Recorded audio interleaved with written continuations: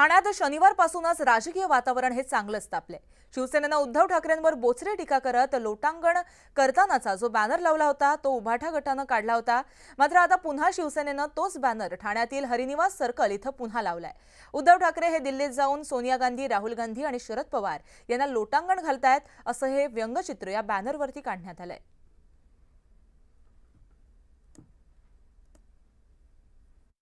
ठाण्यात कालपासूनच राजकीय वातावरण तापलेलं आहे। बॅनर वॉर ठाण्यामध्ये सुरू झाला आहे।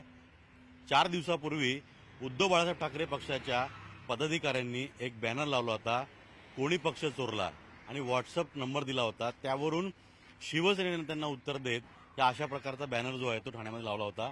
हरिनिवास सर्कल असेल किंवा 3 पेट्रोल पंप असेल या परिसरामध्ये हे असे बॅनर लावले गेले होते। उद्धव ठाकरे जे आहेत ते लोटांगण घालत आहेत। मागे आदित्य ठाकरे आणि संजय राऊत हे दोघे उभे आहेत। आदित्य ठाकरे आणि संजय राऊत यांची देखील मान खाली आहे।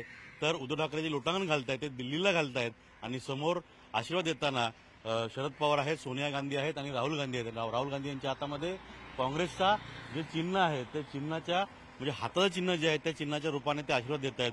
अशा पद्धतीचं घालीन लोटांगण वंदीन चरण अशा पद्धतीचा हा बॅनर जो आहे तो काल ठाण्यामध्ये लावला होता। पण त्यानंतर उद्धव बाळासाहेब ठाकरे पक्षाचे प्रमुख जे आहेत उद्धव ठाकरे यांचा मेळावा ठाण्यामध्ये होता आणि त्या मेळाव्याच्या आधीच त्या पक्षाच्या जे पदाधिकारी होते, कार्यकर्ते होते, त्यांनी हा बॅनर जो आहे तो काढला होता आणि त्यामुळे राजकीय वातावरण तापलं होतं। पण काल उद्धव ठाकरेंचा मेळावा असेल, मुख्यमंत्री एकनाथ शिंदे हे ठाण्यामध्ये होते आणि अनेक राजकीय घडामोडी होत्या। त्यामुळे जे बॅनर वॉर जो आहे तो फक्त बॅनर पुरताच राहिला आणि त्यानंतर रात्री पुन्हा जिथून बॅनर काढला होता तिथे पुन्हा अशा पद्धतीनं आणखीन मोठा बॅनर जो आहे तो लावला गेलेला आहे। काल उभाटा पक्षाच्या पदाधिकाऱ्यांनी हा बॅनर काढला होता। आज त्यांची नेमकी काय भूमिका आहे हे देखील पाहावं लागेल। व्हिडिओ जर्नलिस्ट उमेश गोविलकरसह अजित मांढरे, न्यूज 18 लोकमत, ठाणे। उद्धव ठाकरे यांनी ठाण्यातील मेळाव्यात सत्ताधाऱ्यांवर जोरदार टीका केली आहे। त्यांनी लबाडी करून ठाणे जिंकलं, मात्र कितीही योजना आणल्या तरी विजय आपलाच असल्याचं ठाकरे म्हणाले। निवडणुका होऊ द्या मग बघा मी काय करतो असा इशारा सुद्धा ठाकरेंनी दिलाय। तर विधानसभा निवडणूक लांबवण्याचा प्लॅन असून नोव्हेंबरमध्ये निवडणुका घेण्याचा त्यांचा प्रयत्न असल्याचं देखील उद्धव ठाकरेंनी म्हटलंय। तसंच धनुष्यबाण चोरणाऱ्यांना मशालीची धग दाखवा असं आवाहन देखील कार्यकर्त्यांना ठाकरेंनी केलंय।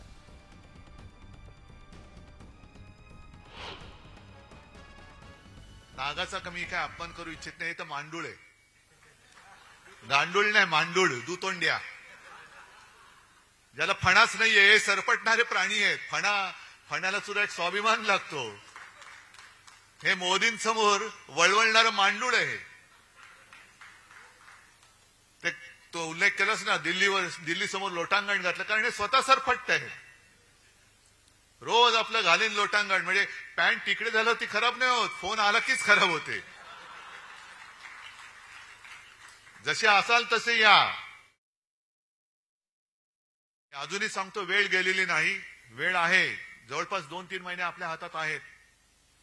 मतदार यादी हातामध्ये घेऊन प्रत्येक घरात, जसं गटप्रमुखाचं काम काय, माझ्याकडे किती मतदार आहेत माझ्या यादीमध्ये 800 ते 1200 ही सरासरी मतदारांची संख्या असते, बरोबर ना। मग मतदार नोंदणी केल्यानंतर माझ्या ह्या माता भगिनी आहेत, तुम्ही सगळे शिवसैनिक आहात, प्रत्येक गटप्रमुखाचं काम असं की खिशात मतदार यादी घेऊन चेक करणं। काल उद्धव ठाकरेंचा ठाण्यामध्ये मेळावा पार पडला। यावेळेस उद्धव ठाकरेंनी मुख्यमंत्री एकनाथ शिंदे आणि त्याचबरोबर महायुतीवरती चांगलाच निशाणा साधलाय। त्यानंतर एकनाथ शिंदेंनी ठाकरेंचा चांगला समाचार घेतलाय। ठाण्यातील लोकांना बरोबर औषध द्यायला जमतं, त्यांनी लोकसभेत बरोबर जमाल गोटा दिला। तसंच उद्धव ठाकरेंच्या दिल्ली वारीवर सुद्धा एकनाथ शिंदेंनी खोचक टोला लगावलाय। तसंच ठाकरेंनी कालच्या भाषणादरम्यान शिंदेंची मिमिक्री केली होती, त्याला देखील मुख्यमंत्र्यांनी चोख प्रत्युत्तर दिलंय। सुरुवातीपासून ज्या दिवशी सरकार स्थापन झालं त्या दिवसापासून काय म्हणताय, हे सरकार घटनाबाह्य आहे, हे सरकार 1 महिन्यात पडणार, हे सरकार 2 महिन्यात पडणार। झाले 2 वर्ष होऊन गेले, सरकार अधिकाधिक मजबूत होत गेलं, कारण आम्ही बाळासाहेबांचे, दिघे साहेबांचे विचार सोडले नाहीत आणि विचार सोडले नाहीत म्हणून आज लोक आमच्या सोबत येत आहेत। आणि ज्यांनी विचार सोडले त्यांच्यावर अशी पाळी, अशा याचा सामना करावा लागतोय। ज्यांनी विचार सोडले त्यांना अशा परिस्थितीचा सामना करावा लागतोय. आता तुम्ही राजकीय खरं बोलायचं नव्हतं मला, पण ठाण्यातल्या लोकांना बरोबर औषध द्यायला जमतं.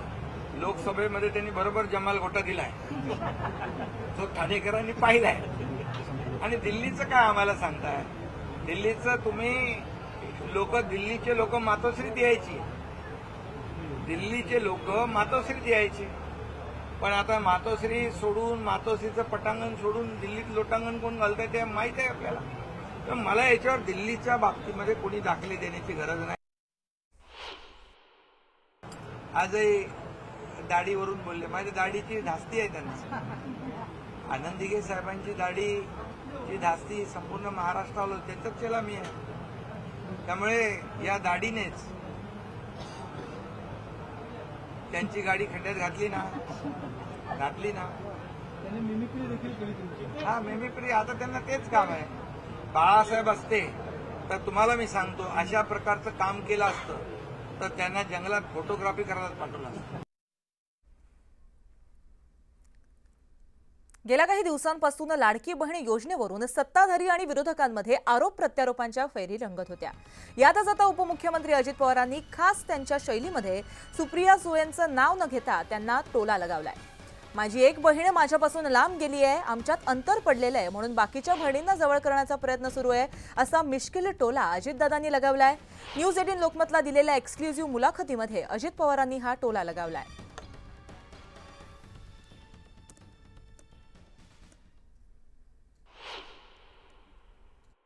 लाडक्या बहिणींना तुम्ही भेटताय, प्रत्येकाशी संवाद साधण्याचा प्रयत्न करताय, हा योजनेचा परिणाम आहे की तुमच्यात झालेला बदल आहे? माझ्यात झालेला बदल वगैरे काही नाही. मला जे योग्य वाटतं ते काम मी करत असतो. थोडीशी माझी एक बहीण माझ्यापासून थोडी लांब गेलेली आहे, आमच्यात अंतर पडलेले म्हणून बाकीच्या बहिणींना जवळ करण्याचा माझा प्रयत्न चाललेला आहे. तर राष्ट्रवादी शरदचंद्र पवार पक्षानं विधानसभा निवडणुकीच्या पार्श्वभूमीवर शिवस्वराज्य यात्रा सुरू केली आहे. याच वेळेस जयंत पाटलांनी लाडकी बहीण योजनेवरून अजित पवारांवर निशाणा साधलाय. 9 वेळा अर्थसंकल्प सादर करणाऱ्यांना आधी कुणीच लाडकं का वाटलं नाही आणि आता लोकसभेनंतर सगळेच लाडके वाटायला लागलेत, असा सवाल करत जयंत पाटलांनी अजित पवारांचं नाव न घेता खोचक टीका केली आहे. दरम्यान जयंत पाटलांच्या या टीकेला अजित पवार यांनी देखील आपल्या शैलीमध्ये प्रत्युत्तर दिलंय. पाहूयात. ज्यांनी 9 अर्थसंकल्प मांडले त्या 9 अर्थसंकल्पात त्यांना कधी कोणी लाडकं वाटलं नाही. लोकसभेच्या निवडणुकीनंतर आता सगळं लाडकं दिसायला लागलेलं आहे. अमोल कोल्हेंनी सांगितलं लाडक्या खुर्चीसाठी सगळं आहे. आता दम द्यायचं चाललंय, सांगायचं चाललंय, आमच्या मताच्या, आमच्या नावासमोर, आमच्या चिन्हाच्या समोर बटन दाबा, मग आम्ही ह्या योजना व्यवस्थितपणानं पुढे चालू. हे आता आमचे विरोधक आमच्यावर टीका करतात, काय बहिणींचाच पुळका आलाय, भावांना काहीच दिलेलं नाही.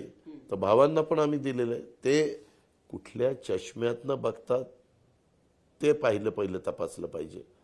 जर तुमचा चष्मा, तुम्ही जसा योग्य पद्धतीचा चष्मा लावलाय तसा त्यांनी पण लावला तर त्यांना योग्य दिसेल, खरं दिसेल.